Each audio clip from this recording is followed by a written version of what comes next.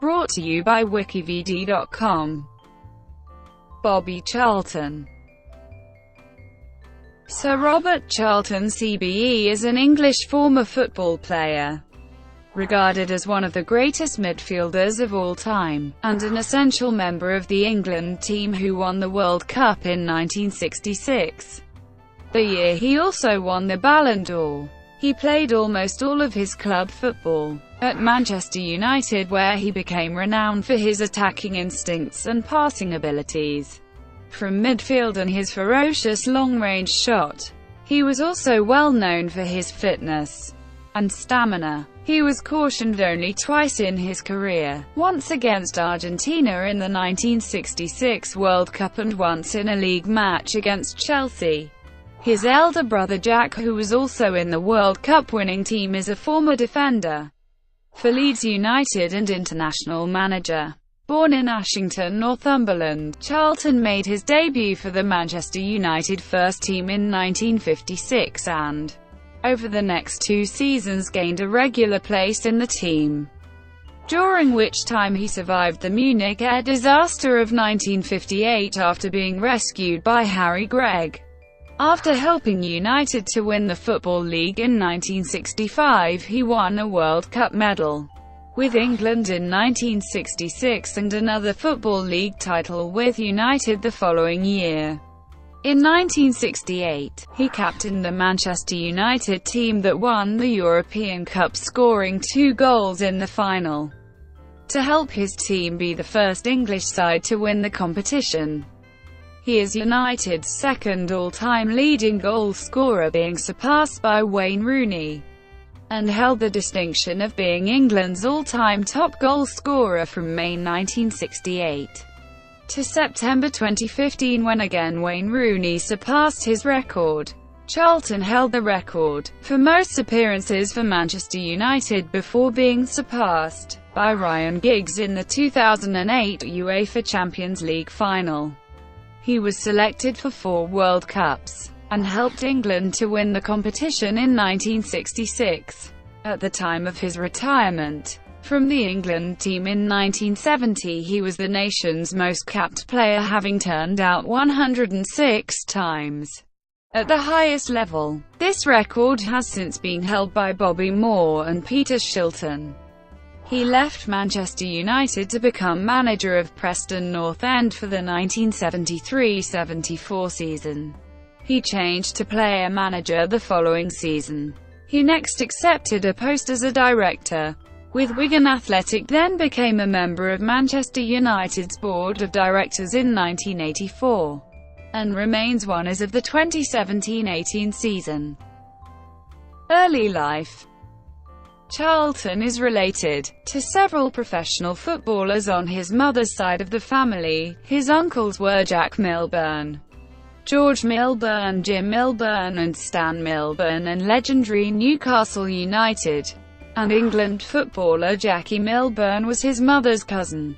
However, Charlton credits much of the early development of his career to his grandfather Tanner and his mother Sissy. His elder brother Jack initially went to work applying to the police service before also becoming a professional footballer with Leeds United. Club career. On the 9th of February 1953, then a Bedlington Grammar School pupil, Charlton was spotted playing for East Northumberland Schools by Manchester United chief scout Joe Armstrong. Charlton went on to play for England's schoolboys, and the 15-year-old signed with United on 1 January 1953 along with Wilf McGuinness, also aged 15. Initially his mother was reluctant to let him commit to an insecure football career, so he began an apprenticeship as an electrical engineer. However, he went on to turn professional in October 1954.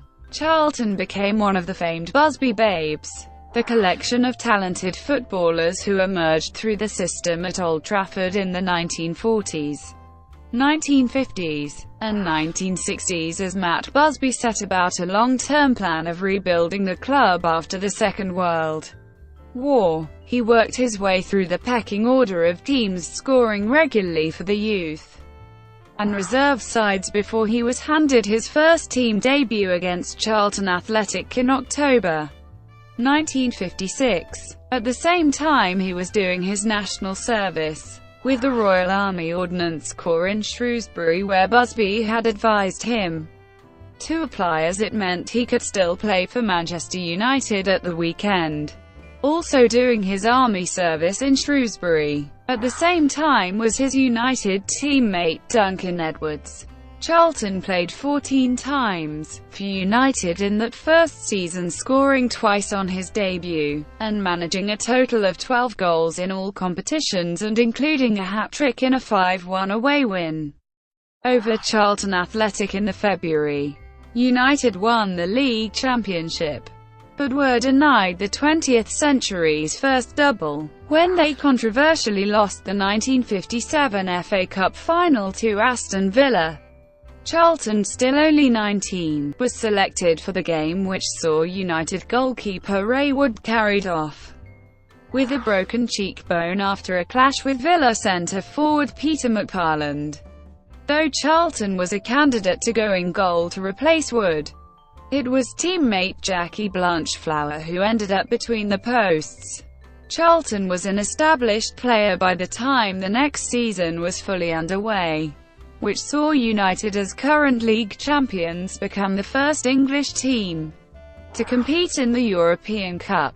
Previously, the Football Association had scorned the competition, but United made progress, reaching the semi-finals where they lost to holders Real Madrid. Their reputation was further enhanced the next season as they reached the quarter-finals to play Red Star Belgrade. In the first leg at home, United won 2-1. The return in Yugoslavia saw Charlton score twice as United stormed 3-0 ahead, although the hosts came back to earn a 3-3 draw. However, United maintained their aggregate lead to reach the last four and were in jubilant mood as they left to catch their flight home, thinking of an important league game against Wolves at the weekend. Munich air disaster. The aeroplane which took the United players and staff home from Zemun Airport needed to stop in Munich to refuel. This was carried out in worsening weather, and by the time the refueling was complete and the call was made for the passengers to reboard the aircraft, the wintry showers had taken hold, and snow had settled heavily on the runway and around the airport. There were 2 aborted takeoffs which led to concern on board, and the passengers were advised by a stewardess to disembark again while a minor technical error was fixed. The team was back in the airport terminal barely 10 minutes when the call to reconvene on the plane came, and a number of passengers began to feel nervous. Charlton and teammate Dennis Viollet swapped places with Tommy Taylor and David Pegg, who had decided they would be safer at the back of the plane. The plane clipped the fence at the end of the runway on its next takeoff attempt, and a wing tore through a nearby house, setting it alight. The wing and part of the tail came off and hit a tree and a wooden hut, the plane spinning along the snow until coming to a halt. It had been cut in half. Charlton, strapped into his seat, had fallen out of the cabin, and when United goalkeeper Harry Gregg found him, he thought he was dead. That said, he grabbed both Charlton and Viollet by their trouser waistbands and dragged them away from the plane in constant fear that it would explode. Gregg returned to the plane to try to help the appallingly injured Busby and Blanchflower, and when he turned around again, he was relieved to see that Charlton and Viollet, both of whom he had presumed to be dead, had got out of their detached seats and were looking into the wreckage. Charlton suffered cuts to his head and severe shock and was in hospital for a week. 7 of his teammates had perished at the scene, including Taylor and Pegg, with whom he and Viollet had swapped seats prior to the fatal takeoff attempt. Club captain Roger Byrne was also killed, along with Mark Jones, Billy Whelan, Eddie Coleman and Jeff Bent. Duncan Edwards died a fortnight later from the injuries he had sustained. In total, the crash claimed 23 lives. Initially, ice on the wings was blamed, but a later inquiry declared that slush on the runway had made a safe takeoff almost impossible. Of the 44 passengers and crew, 23 people died as a result of their injuries in the crash. Charlton survived with minor injuries. Of the 8 other players who survived, 2 of them were injured so badly that they never played again. Charlton was the first injured survivor to leave hospital. Harry Gregg and Bill Foulkes were not hospitalized since they escaped uninjured. He arrived back in England on 14 February 1958, 8 days after the crash. As he convalesced with family in Ashington, he spent some time kicking a ball around with local youths, and a famous photograph of him was taken. He was still only 20 years old, yet now there was an expectation that he would help with the rebuilding of the club as Busby's aides tried to piece together what remained of the season. Resuming his career, Charlton returned to playing in an FA Cup tie against West Bromwich Albion on 1 March. The game was a draw and United won the replay 1-0. Not unexpectedly, United went out of the European Cup to Milan in the semi-finals to a 5-2 aggregate defeat, and fell behind in the league. Yet somehow they reached their second consecutive FA Cup final, and the big day at Wembley coincided with Busby's return to work. However, his words could not inspire a side which was playing on a nation's goodwill and sentiment. And Nat Lofthouse scored twice to give Bolton Wanderers a 2-0 win. Further success with Manchester United came at last when they beat Leicester City 3-1 in the FA Cup final of 1963. With Charlton finally earning a winner's medal in his third final. Busby's post-Munich rebuilding program continued to progress, with 2 league championships within 3 seasons, with United taking the title in 1965 and 1967. A successful season with Manchester United had seen him take the honours of Football Writers' Association Footballer of the Year and European Footballer of the Year into the competition. In 1968, Manchester United reached the European Cup final 10 seasons after Munich, even though other clubs had taken part in the competition in the intervening decade. The team which got to this final was still the first English side to do so. On a highly emotional night at Wembley, Charlton scored twice in a 4-1 win after extra time against Benfica and as United captain, lifted the trophy. During the early 1970s, Manchester United were no longer competing among the top teams in England and, at several stages, were battling against relegation. At times Charlton was not on speaking terms with United's other superstars George Best and Dennis Law, and Best refused to play in Charlton's testimonial match against Celtic, saying that to do so would be hypocritical. Charlton left Manchester United at the end of the 1972-73 season, having scored 249 goals, and set a club record of 758 appearances. A record which Ryan Giggs broke in the 2008 UEFA Champions League final. His last game was against Chelsea at Stamford Bridge on 28 April 1973.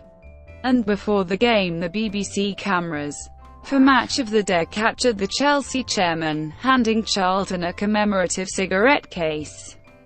The match ended in a 1-0 defeat. His final goal came a month earlier on 31 March in a 2-0 win at Southampton, also in the First Division. He was the subject of This Is Your Life in 1969, when he was surprised by Eamon Andrews at the Sportsman's Club in central London. International career.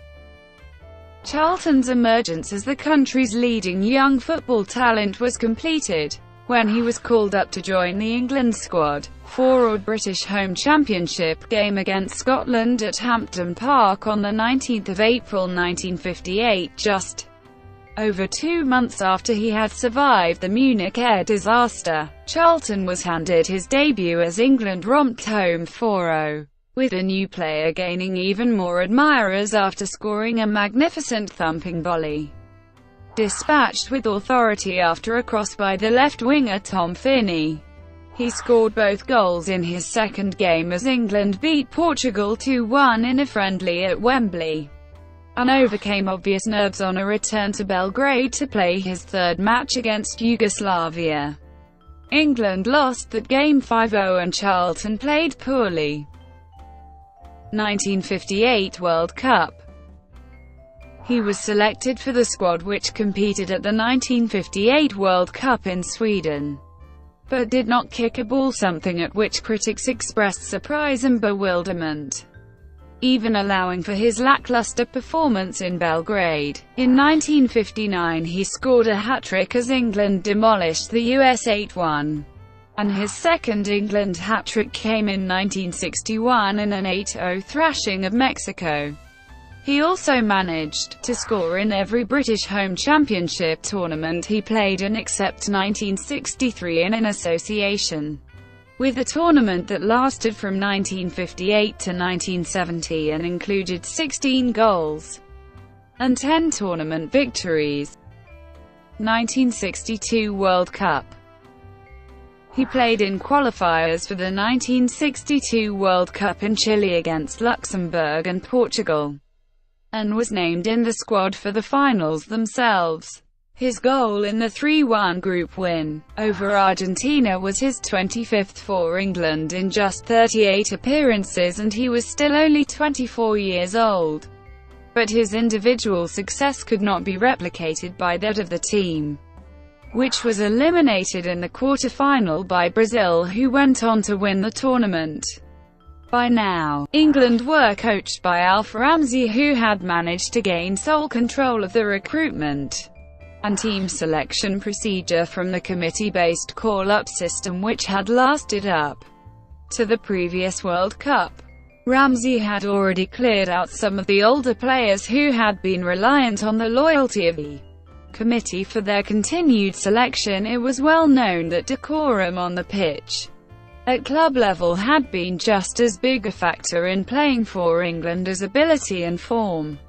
Luckily for Charlton, he had all three: a hat-trick in the 8-1 rout of Switzerland in June 1963 took Charlton's England goal tally to 30, equaling the record jointly held by Tom Finney and Nat Lofthouse, and Charlton's 31st goal against Wales in October the same year gave him the record alone.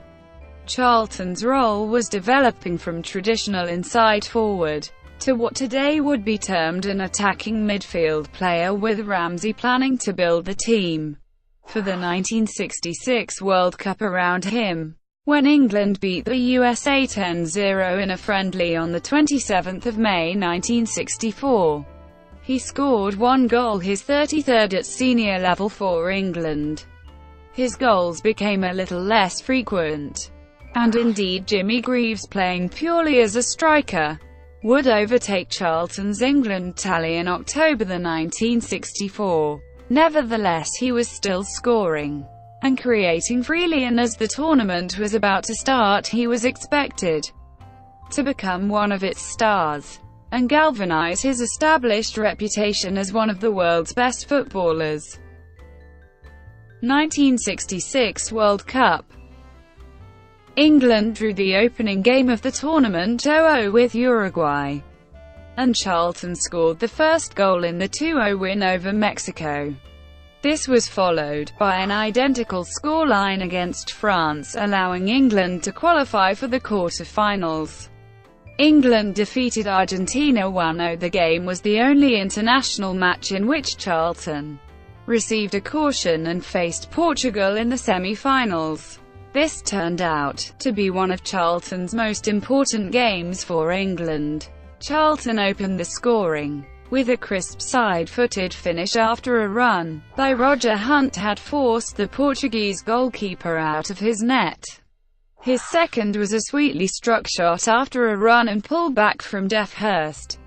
Charlton and Hunt were now England's joint highest scorers in the tournament with 3 each, and a final against West Germany beckoned. The final turned out to be one of Charlton's quieter days. He and a young Franz Beckenbauer effectively marked each other out of the game. England won 4-2 after extra time. Euro 1968. Charlton's next England game was his 75th as England beat Northern Ireland 2 caps later, and he had become England's second most capped player behind the veteran Billy Wright, who was approaching his 100th appearance when Charlton was starting out and ended with 105 caps. Weeks later he scored his 45th England goal in a friendly against Sweden, breaking the record of 44 set the previous year by Jimmy Greaves.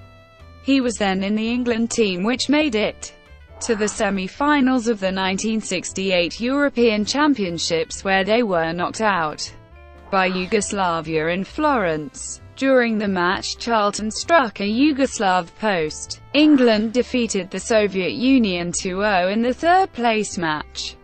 In 1969, Charlton was appointed an OBE for services to football. More milestones followed as he won his 100th England cap on the 21st of April 1970 against Northern Ireland, and was made captain by Ramsey for the occasion.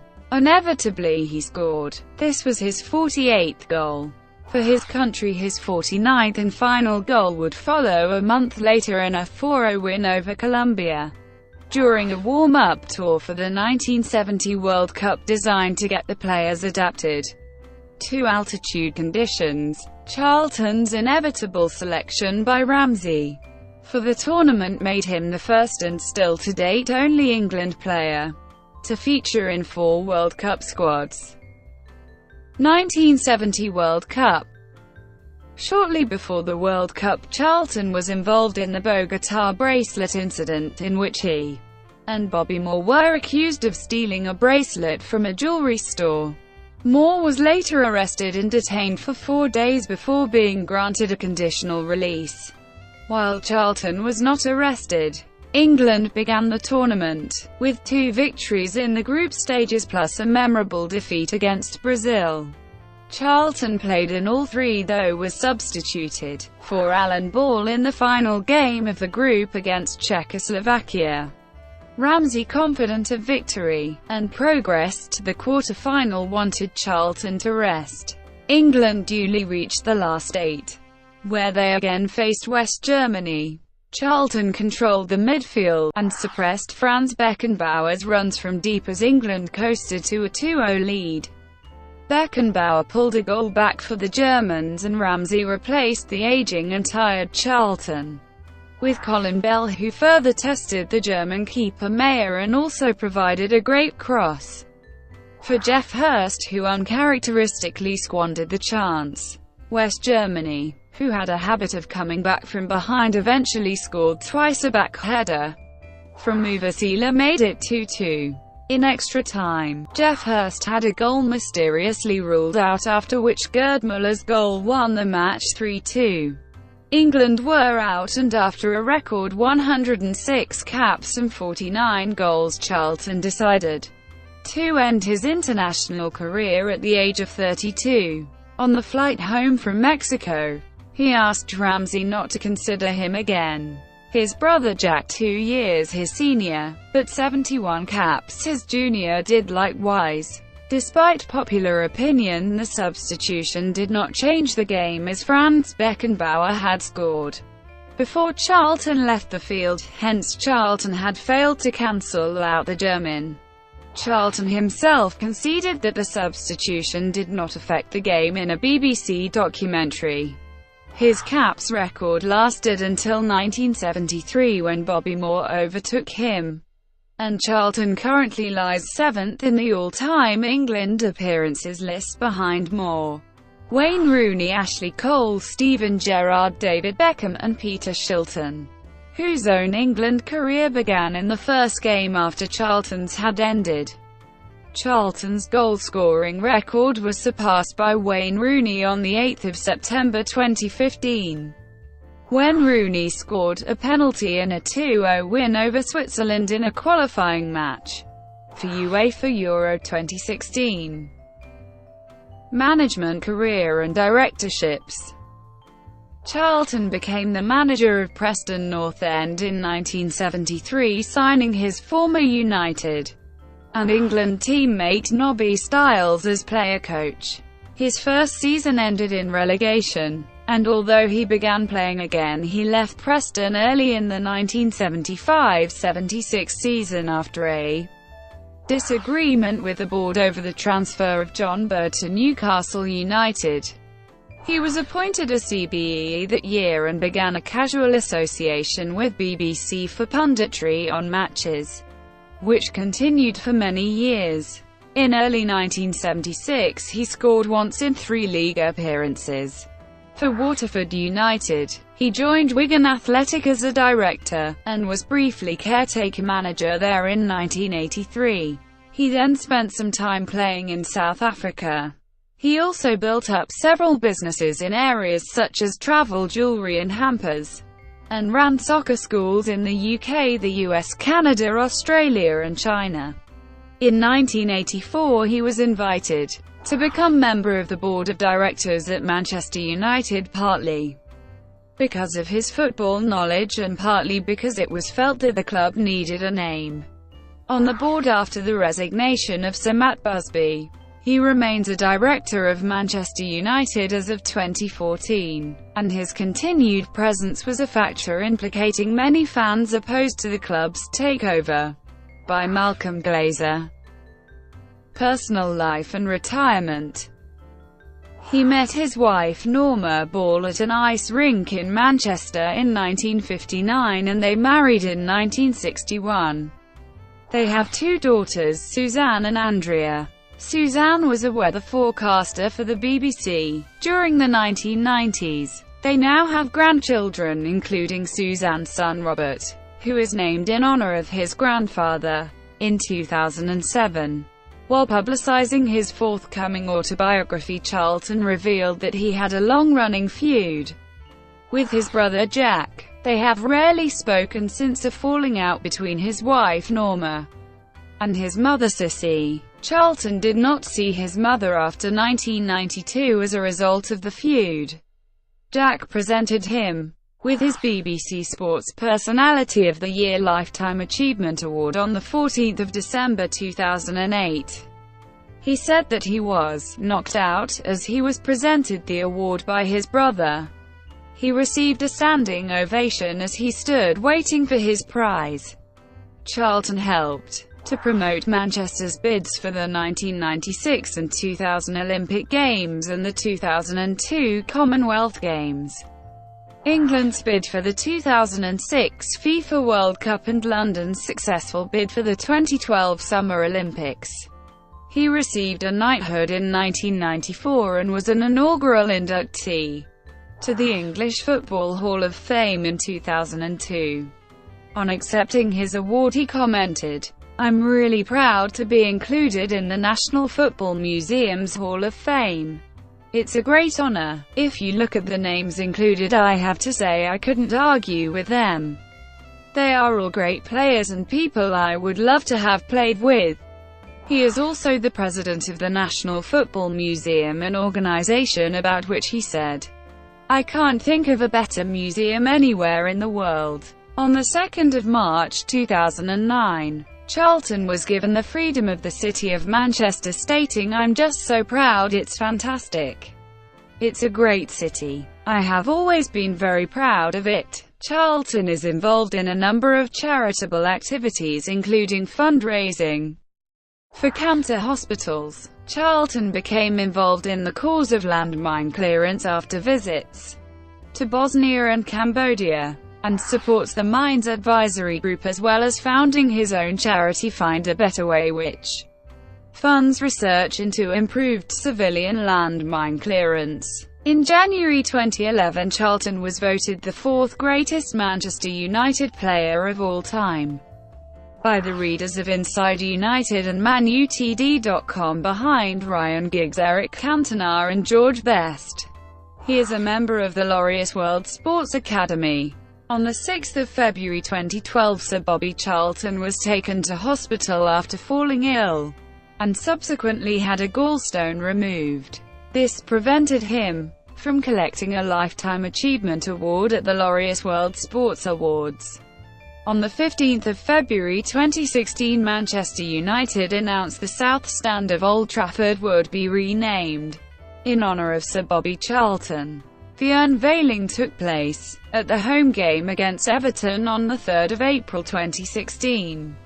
In October 2017, Charlton had a pitch named after him at St George's Park. Brought to you by WikiVidi.com. Would you like to know more?